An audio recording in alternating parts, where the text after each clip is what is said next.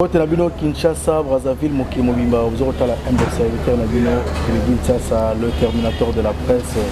Dans le cadre toujours, il y a une information, il y a côté à côté à Nabima, tous allés à Brazzaville, Mboka, Papa Ochombe, Mwana Mwebara, d'où Nazaïne Sengoya Yambelabino, les lots, l'international Trésor Loalo, où Azali, président, il y a la légende. Quand on dit président, il y a la légende. Donc, d'anciens joueurs Nyonso, Oyo, Viva, tout consort, président Nanabango, la structure, les alliés internationaux, trésor. L'objectif, c'est quoi? C'est encadrer aussi la jeunesse et puis pour accompagner l'équipe nationale Oyo, Bazako, Sala, pour voyager dans le cadre d'encadrement, il y a des conseils. Donc, les alliés structurent Kitoko, les lopes rapidement et le monde international trésor. En tout cas, meilleur vœu international, capo, président. Merci beaucoup. D'abord, merci Nandengo Yambingai. Ça fait plaisir. Tous les gens ont besoin de biloko, de visibilité. Pour comprendre quand même, on est en train de bosser. Donc, ouais, encore une fois, merci. Alors, tout le monde na Brazzaville a où na Brazza en fait, Brazza Kinshasa, c'est la famille. Donc, Ezandaku, Brazza Ezandaku. So Ezandaku te comme Ndaku. Donc, au moins on a tenu ya bande qu'on a biso a. Il a dit que tous les gens qui amour en Eza. Eza qui a auto-signé le contrat en tant qu'entraîneur attaquant en équipe nationale à Brazza. Tu es une blague. Mais c'est possible. Rien n'est impossible en fait. Non, Eza, tu es qui pour bien sûr n'habite sur Bozu Vililo. Eza qui pour honorer papa, icône, légende, Papa Ndomba. Tous les cas qui na cimetière, na tombeau, na epotocha, tout l'axe amour wana. Ndomba géomètre. Exact. Kocha Fleur.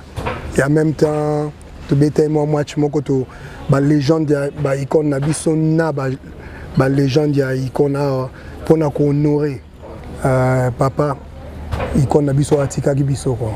Donc c'était plus ça. Tu as qui a pour na ko honorer.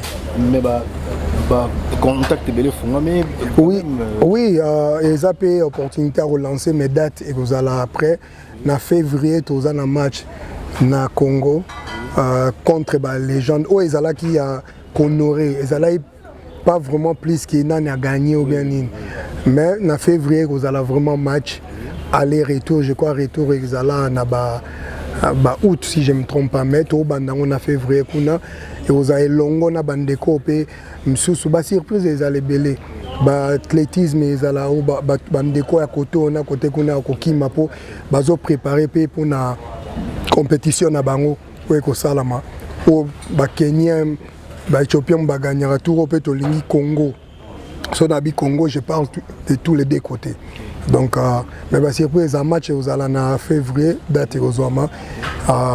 Les a toujours pour nous relaxer, unité wana ko bosangani wana bomoko wana et pour nous relaxer peu autorité qui on est capable aussi à cause en charge na matière à sport. On est prêt, il y a quoi encadrer. Tozongi le yoto kimi le ba poto. Totiki musala balle et tozongi a bapé sa bis opportunité ana ya quoi encadrer jeunesse. Alors président, rencontre sportive et Salamagito match de Temagi na stade Martyr et le Mona Mokonza Mboka a invité na ndenge nangi o meka un peu ko expliquer ba Mboka ba surtout petit peuple les ala qui kaka match à loisir tous ala qui na ba branche belé magi na katuan là vraiment na kokoza la na coopé ça vraiment une information bellété puisque ils ont qui organisation la bisoté. Donc bisoté mon organisation. En fait il y a déjà l'icolo et en même temps ils ont qui variété. Donc en fait match ezalaki bénévolant d'abord et ezalaki pour la paix. Ndeko nanga lelo tovandia tozosolola mana seconde mutu azokufa na est et bato nyonso bapesi biso mukongo. Donc on parle de makambo ya Russie, ya Ukraine, mais chez nous et banda kala et chef azomeka ko sala nyonso oyo akoki mpona quand même visibilité na bato bayoka ba comprendre qu'est-ce qui se passe na est kuna. Donc match ezalaki pour la paix, en même temps ezalaki pour messager bima pour bato ba comprendre, mais toujours bande ko na biso à Congo ba congolais ba comprendre raté ba monika qui tobeti match au 5 puisque pourquoi il y avait des falis, pourquoi il y avait bateau ba sala ba gaze ba fiston ça et pourquoi ma mema bango et zalaki po ba benda pe attirer pour bazaper na bateau balandaka bango. Donc tant bakoya comprendre les messages, peut-être info ou bien promotion salama qui mingité ba comprendre erreur côté organisation yangwana, mais les matchs étaient plus pour na ko attirer ko benda batouana attention na bango, faut pas comprendre que Congo toza pe na bandeko bazo kufa na seconde, toza vraiment na ba blessé bateau mitema izoki bana surtout bana. Donc les matchs étaient plus ça et puis en plus na part na biso ils allaient plus bénévolant, toya qui pour honneur à pays, toya qui pour tous en ensemble message les cas, c'était ça. Alors structure na bino ba projet nini bozana yango pour le développement pour l'encadrement de la jeunesse congolaise. Encore dans le lobby qui au moins dans la structure les jeunes, les anciens joueurs. Et que Dieu me pardonne, peut-être nous blessé bango, mais ils ont les balinga, ils ont passion balé et koufi na mboka na biso puisque pourquoi na loba bongo balé koufi c'est bien balé côté équipe nationale évolution mokizali. Mais en même temps, il y a des joueurs locaux, et puis, en 2002, il y avait plus de locaux, il y a des professionnels qui ont mélangé. Et on fait rêver qui a trésor pour tout, room, biscotte, qui a. Maintenant, un jour, peut-être commander à loi, le Chabani Nonda, Jason Maïl. Donc, bazoa que opportunité on va na bisopi nzamba sala grâce qui va avancer qui peut évoluer.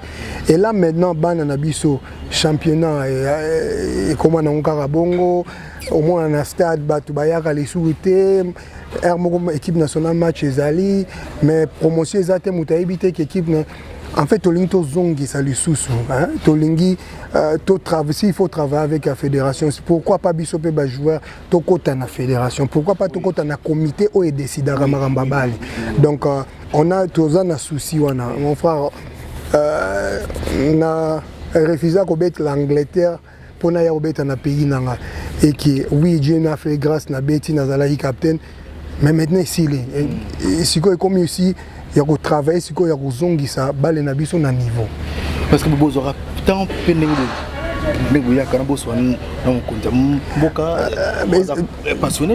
toujours des blocs. Toujours des blocs. Excellence chef appelle ça meeting donc mais toujours des blocs. D'abord mingi na fédération na balinga comme ancien joueur bazalate par rapport puisque tu es bi réalité. Au moins ni kozala ba comprendre ngo te kozala moto spectateur ou fan ou supporter ou abonné kota la balle. Et il y a différents causes à la spectateur na robeta. Sur la pelouse ba bien monté. Biso yebi c'est sur la pelouse wana. Biso yebi ke mutu soka il faut azala déjà ba ma camion c'est bien à l'ali et tout la mutu faut donc ba préparer tapis. Mais si les gens batu mususu baza na fédération ba mérite à cause de la fédération, il faut être clair. Bazo mérite en côté. Et c'est là où structure les gens les a essangi ça va be sabiso na lobby. Et ça tu as une opportunité par chef, après sabiso opportunité tu encadrer, après sabiso sport, tu diriger sport. On est capable, on a des carnets d'adresses. Sur la pelouse bien côté. Na sona mokonzi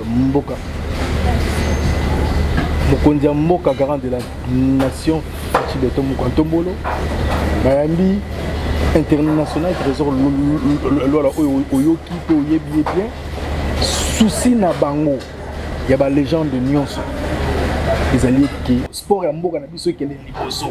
Quand je dis sport, trésor lola malgré que aza moto football mais azara na souci que sport dans son ensemble ekende liboso. Pourquoi mona zuma loba na place na ye?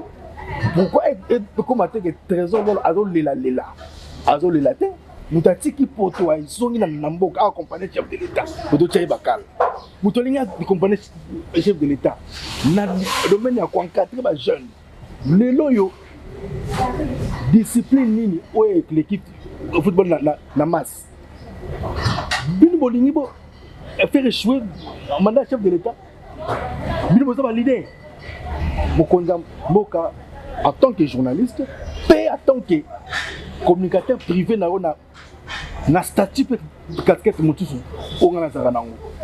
Donc vérité dali bomba mabe au fur et à mesure que ba président ba fekofa baza ba joueur té là ça n'engage que moi on a l'idéologie ya sikao na meki koloka on a ba joueur ba 5 joueurs soki lelo yo ba tcheli biso président fekofa ancien joueur moko on a ndenge to ba coupa pour yo bi sur la pelouse té o betata bale ya simanda côté molingo gérer ba joueur est-ce que ça la wapi na ba discipline ba sport de combat tout monde a président bonana mais aïe c'est un pratiquant o bi sur le tatami yo ata médaille aux ouaté ni te président mokonza mboka to lingi to sunga yo yango monike n'habite ce qui est président na mabe n'habite c'était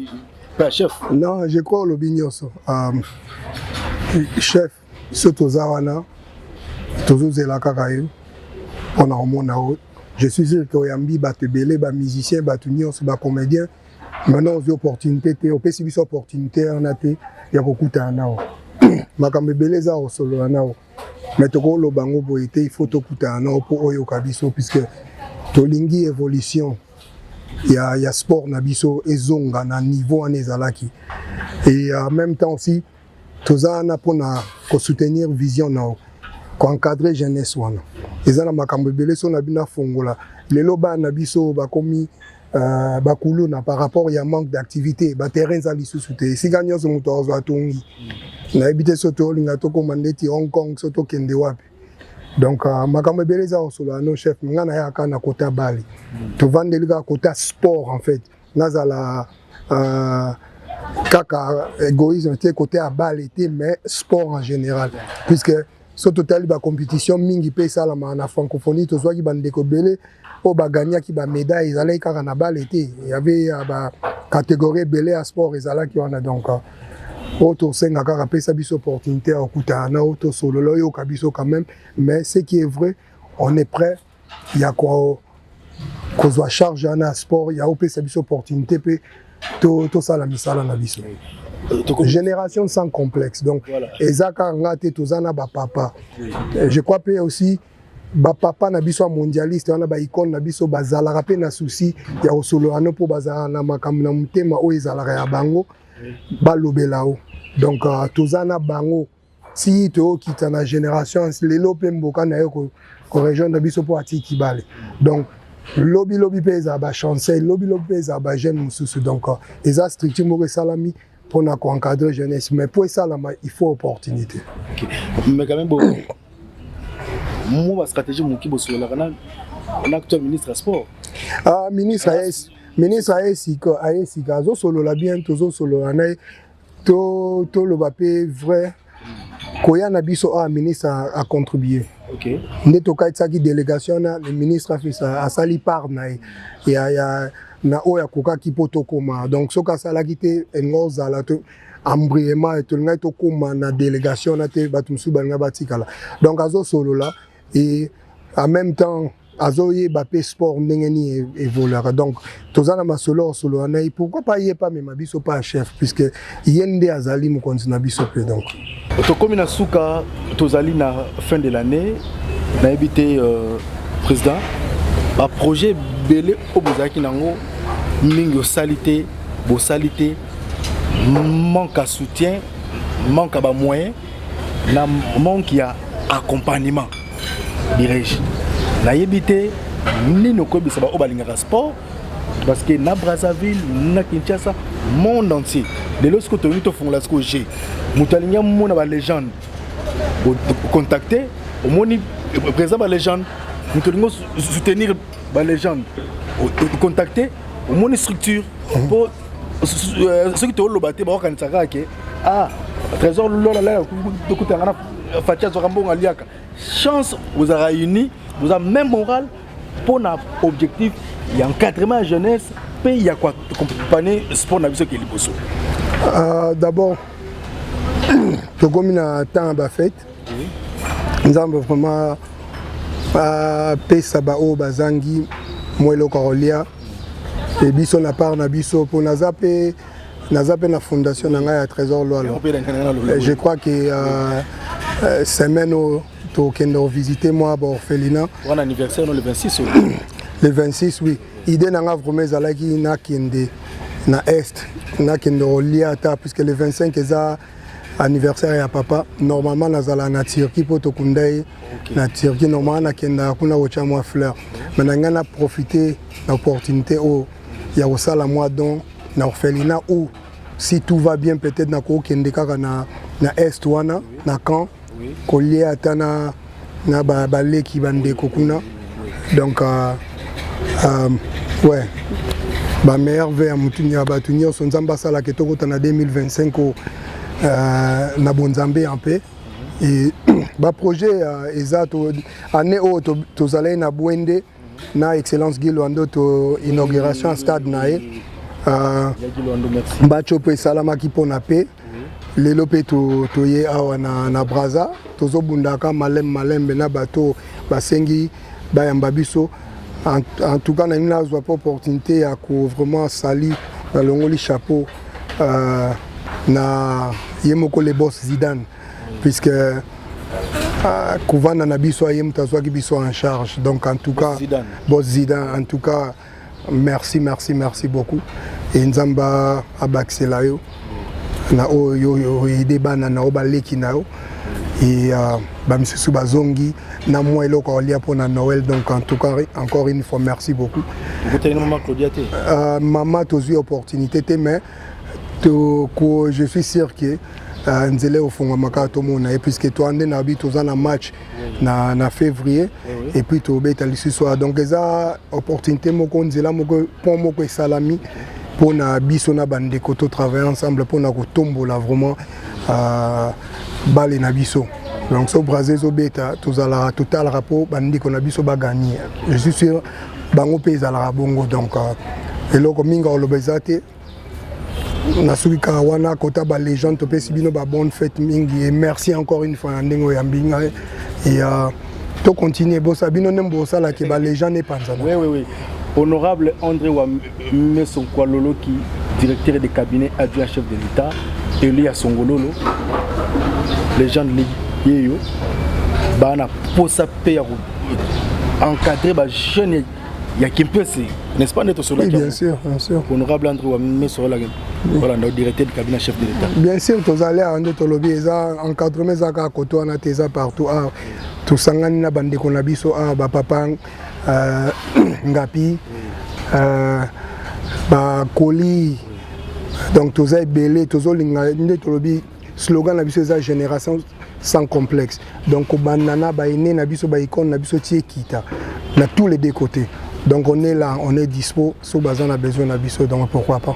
Merci beaucoup Tokomina Souka, cerveau jaune Christian Tsambungu et puis Toko Sanate, Guy Zana l'assistance, Nambela Kidino international Trésor Loala Ozali, président et légende et puis capitaine il y a l'équipe nationale il y a capitaine à vie donc à vie bah projet Eza et Béné et puis Azali président et puis Azali président de la fondation naie au Belango prochainement si Kanzambe Aza Nabino to Kutanabino Mbalasima Ezakuya.